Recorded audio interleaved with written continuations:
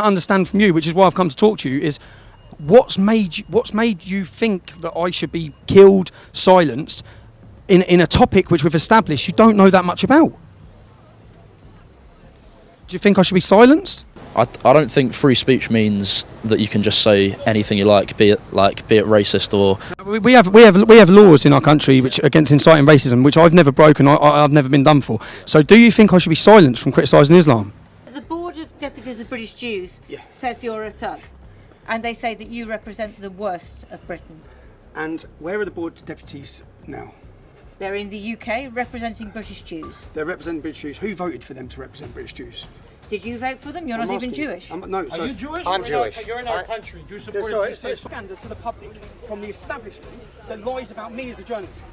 But don't worry, because you're controllable. Yeah, I get it. You're worried about losing your job. I'm not. Here's what happened when British free speech advocate and EDL leader Tommy Robinson ran into some tweeter troll who called for his murder online and then deleted the tweet the minute Tommy messaged him. So, I've had a tweet saying, basically inciting murder against me.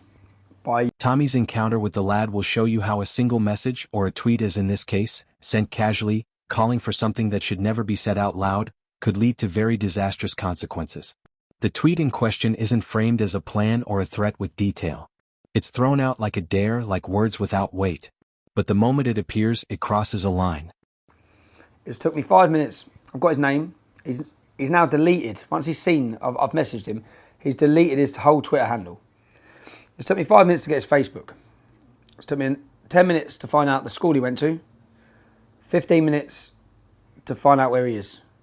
So, you see messages like this, which are criminal offences. I've given the police 300 of these. Threats to kill my family, murder my wife and kids. They don't act. They do not arrest these people.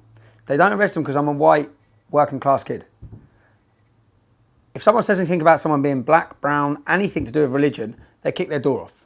I said so. Tommy Robinson isn't shocked anymore by acts like this. He has received tons of messages wishing death on him, his family, even his children. And guess what?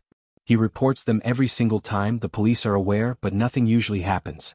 And soon the messages pile up and life goes on. That's the background to everything that follows. So this one isn't an isolated comment. It's part of a pattern he's learned to live with. But what changes this time is how easy it is to trace the face behind the post. This lad, what I want to do now is I want to go see him. I want to go see him and find out what's driven him to a point that he feels it's an acceptable decision that I have to be murdered for my belief. Because looking at him, looking at the area he's from a completely 99.9% white town. There's not one Muslim or mosque there, not one. I've gone through all the demographics, it took me 15 minutes. So, yeah, I think we should go now, give him a knock and see what he's got to say. Hi, is here, please? Is it uni? Yeah. I'm sorry to bother you here. Yesterday has incited murder against myself online. What your son said yesterday. Please, someone just murder Tommy Robinson. That's a crime. That's a criminal offence. I give you my phone number. Tell your son to ring me. Tommy doesn't frame this encounter as a boast, but as a reality of the digital age. Because the same tools people use to hide behind screens can just as easily expose them. And in this case, he doesn't want revenge. He just wants to understand what drives someone, especially someone probably still young, to think it's acceptable to call for another person's death over political disagreement. That question becomes the spine of his quest. Hello? Hello, is that Tommy? Who's that? It's How you doing? yeah. Yeah, not too bad. I just had a call from my mum, so Can we arrange to meet up? Listen. It was a stupid. What's striking here is how quickly the online world collapses into the real one. The tweet that may have felt abstract now has consequences that involve parents, homes, and real conversations. The son isn't confronted immediately. A meeting is arranged instead. Even here, boundaries are set. The conversation can happen, but there's hesitation about cameras, about exposure. That hesitation already signals regret. Conversation now. I want to meet you. That's it. Okay, I get that, but can we not have a camera there? That's the only thing I'm saying. I'm having a camera everywhere I go. I always do. I can meet tomorrow and just. Let's meet tomorrow. And this, I hope, will act as a warning to every troll out there. Rebel Troll Watch. How you doing? How you doing? Yeah, not bad. When Tommy finally sets eyes on him, he discovers the person who wrote the message is no longer a username. He's nothing but a polite and nervous university student. At this point, the issue becomes less about the tweet itself and more about why it happened. Then he asks one simple question. Can I ask you what it is I've said or done, yeah, that even if you didn't want me murdered, what it is about me or what I've said that you feel so strongly against? Just don't agree with what you do. And obviously that's no excuse for posting that, but I just disagree with sort of stirring up hate against minorities, against Muslims, sort of with the Westminster attack. I don't think you should have been on TV like after that. Can you give me one example of what I've said or done that incites hate? Well, just being a part of the EDL and street protesting against the whole of Islam, to me, that's sort of, you know, just. I mean, I'm sure you've heard all these opinions before, but Notice how the student struggled to answer that clearly. He mentions protests, media presence, general feelings of stirring hate. But when pressed for specific examples, things become vague. Because I protested against Islam, you take that as stirring hate? well, yeah, because for example, if you blame the London attack, the Westminster attack, other things like the Paris attacks on a whole religion, on about 1 billion people, then it's going to get people to. It's going to incite violence from other people towards, just moderate Muslims, for example. Can I ask you now, what education you have on Islam? Because the problem is, when I say, you say, I'm not opposing 1 billion people, I think Muslims are victims of Islam, I'm not against all Muslims, yeah? I've come here today because so many people like yourself, you know what you nearly done? You nearly threw your career away, you nearly threw your job away. That's what you nearly done, because, if that's a criminal offence, I don't want to prosecute you. I won't support prosecution against you. I don't want to get you to get done, yeah? You've probably had a sleepless night or a worry, yeah? Right? I'm not about that. What I need to understand is why people like yourself, who are from very different backgrounds to me, you haven't lived the life I've lived. I've got a cousin who's gang raped by Muslim gangs. I've got a friend's dad who was murdered by a Muslim gang. I've got friends who are hooked on heroin and died from... This moment mirrors something familiar to anyone who's watched online outrage up close. There are lots of strong emotions loosely connected to facts. Opinions formed from headlines rather than deep engagement. A sense that someone is dangerous without being able to clearly explain why. I've grown up with people, people I've grown up with are now fighting for ISIS, who have been killed fighting for ISIS. That's my life. It's a life you don't understand. Yeah. So what I'm just trying to understand from you, which is why I've come to talk to you, is what's made you think that I should be killed, silenced, in a topic which we've established you don't know that much about? Do you think I should be silenced? I don't think free speech means that you can just say anything you like, be it racist or... We have laws in our country which against inciting racism, which I've never broken, I've never been done for. So do you think I should be silenced from criticising Islam? Notice when Tommy then shifted the discussion again, asking about knowledge, what the student actually know about Islam, about the issues being discussed. The student admits his understanding is limited.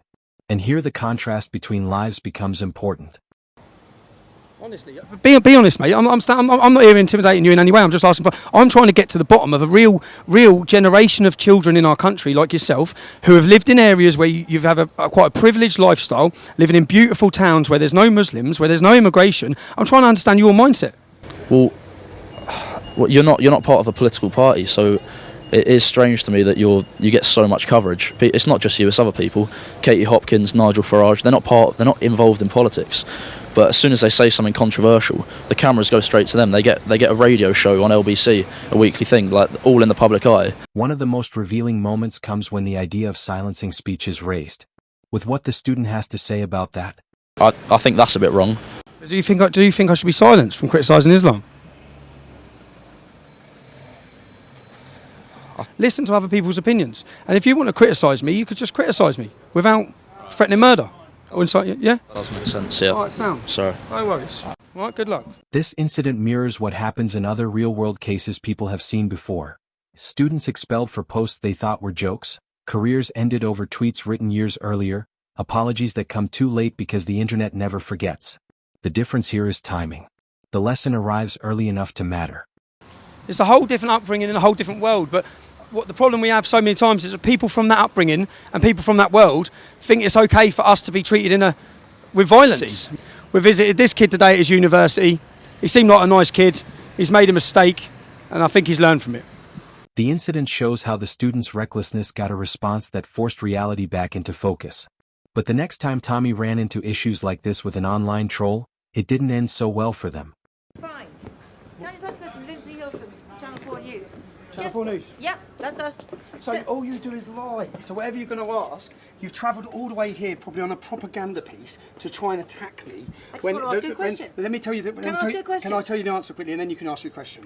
More people are going to watch our video than yours. Fine. You have become totally irrelevant in every aspect. You lie. You smeared Israel. You're on the side of Hamas. You're humiliation, and no one cares what you say anymore. Now ask your question. What I'm interested to know is that the Board of Deputies of British Jews says you're a thug, and they say that you represent the worst of Britain.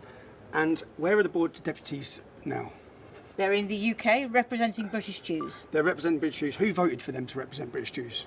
Did you vote for them? You're not even Jewish. No, Are you Jewish? I'm Jewish. You're in our country. Do you support it's fine. I don't think that's relevant. It's fine. So, look, can I ask you something? No, because I'm asking you because I'm a journalist. This works both. I'm a journalist. This works both ways. So what Do you support Palestinian state being? This woke Channel 4 reporter flew all the way to Israel to do a hit piece on Tommy Robinson, only to be destroyed mercilessly by the free speech champion. An absolute masterclass. I'll answer your question once you answer one of mine. I'll answer your question once you answer one of mine. I am not giving my opinion because I am a neutral reporter for Channel 4. You're a neutral reporter. What I would like to know... What I would like to know is, do you support the state of Palestine being recognised under the Palestinian Authority? And what I would like to know... Will you answer that question? No, wait. You support a terrorist state. Come on. You support a terrorist state. You've flown into Israel whilst you support a terrorist state. And please don't invoke the Jewish community because there's a lot. I walk the streets with Tommy Robinson both here and on the streets of Jerusalem, and British Jews thank him. The Jewish Board of Deputies don't represent the Jewish community. Hold on. Listen, let's have an adult conversation, yeah? I'll ask you a question, you ask me a question. You're a journalist, I'm a journalist. I'll answer any question you want. The Board of British Deputies Jews says you're not a journalist. They say you're a thug who represents the worst of it. That's what they say. So I'm asking you to respond to that allegation. I'll respond to that. Have you watched any of the content I've produced since I've been in Israel? I have, yes. And is it good journalism? What about the interview with Thomas Hand, whose 8-year-old daughter Emily was kidnapped? Tommy Robinson had come from Britain to show support for Israel after a terrible attack on October 7th. He was making videos and live streams to tell people back home the real story about life there. He believed Israel was a safe home for Jewish people, surrounded by dangers. I have seen many interviews with her, and you're dodging the question. Answer the question. You're saying I'm not a journalist. You're saying I'm not a journalist. In the UK, you are considered a far-right activist. Okay. Do you call this journalism? Have you come here and spoke to any second or third generation Muslims who live in the state of Israel and asked them about Israel? Have you? I've been coming here for 30 years. Answer the question. Okay. Yes. Answer the question. Do you recognise the British government recognising a Palestinian state under the Palestinian Authority? Do you? I have reported it because I have reported it for 30 years I'm asking you a without question. ever Do you giving support my it? opinion. What's your opinion? I'm not giving my opinion. Why not? Because I am a journalist who's been reporting So shall I answer this? You... I'm not giving my opinion. Fine. You're very happy to give your opinion about Tommy Robinson. So let me give you a message to the Board of Deputies Jews. You do not represent the British Jewish community. You have stood with a two-state solution.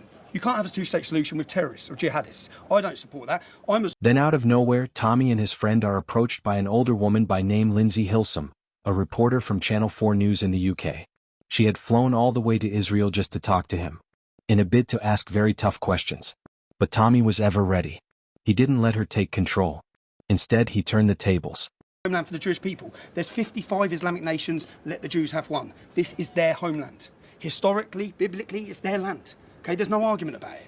I don't support Hamas. I'm totally opposed by Hamas. You have travelled here. You've took all your time. This is what you call journalism. Do you want to know what journalism is? What I've done in South Tel Aviv. Do you want to know what journalism is? What I've done at the Nova Festival. Do you want to know what journalism is? What I've done since I've been here.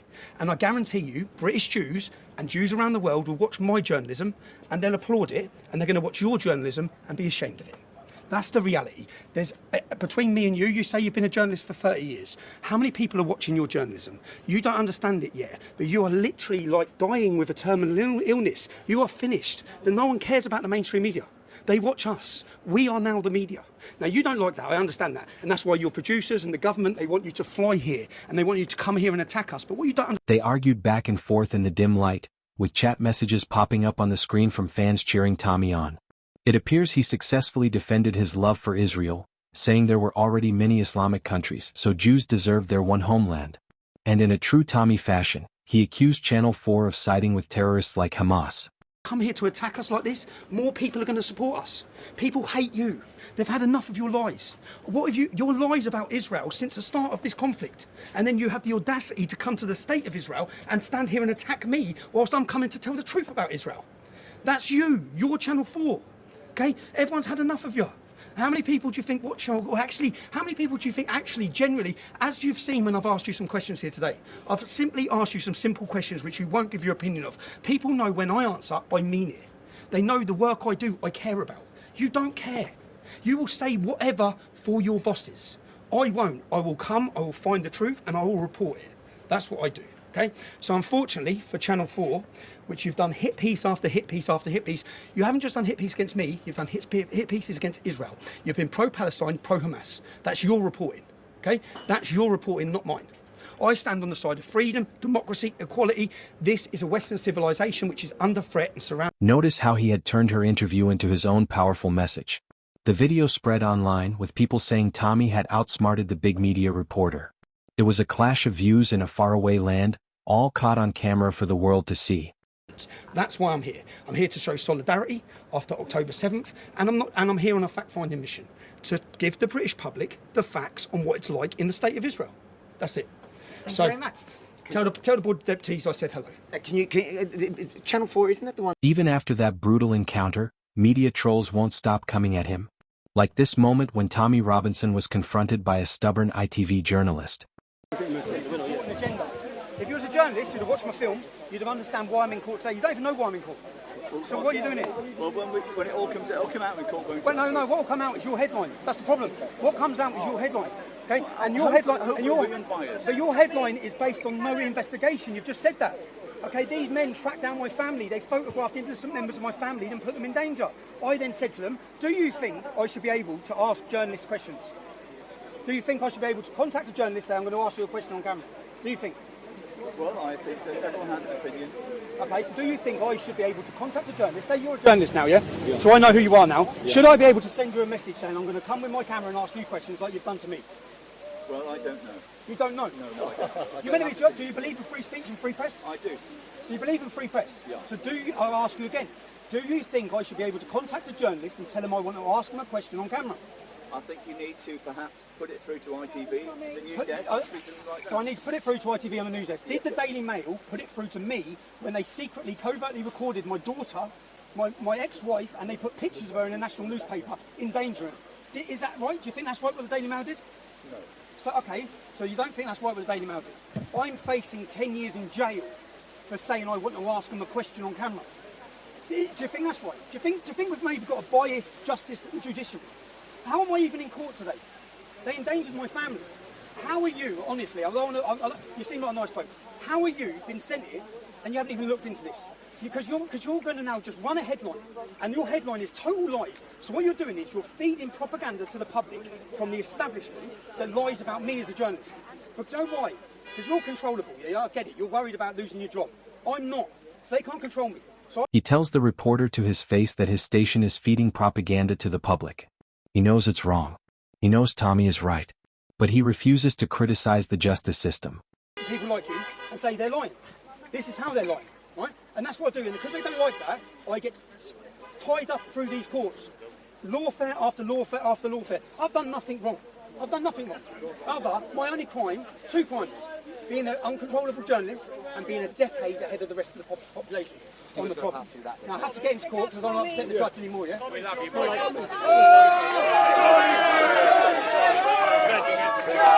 Why do online trolls go after people like Robinson who only want what's best for Britain and the wider world? Let us know your thoughts in the comments. Kindly like and subscribe for more.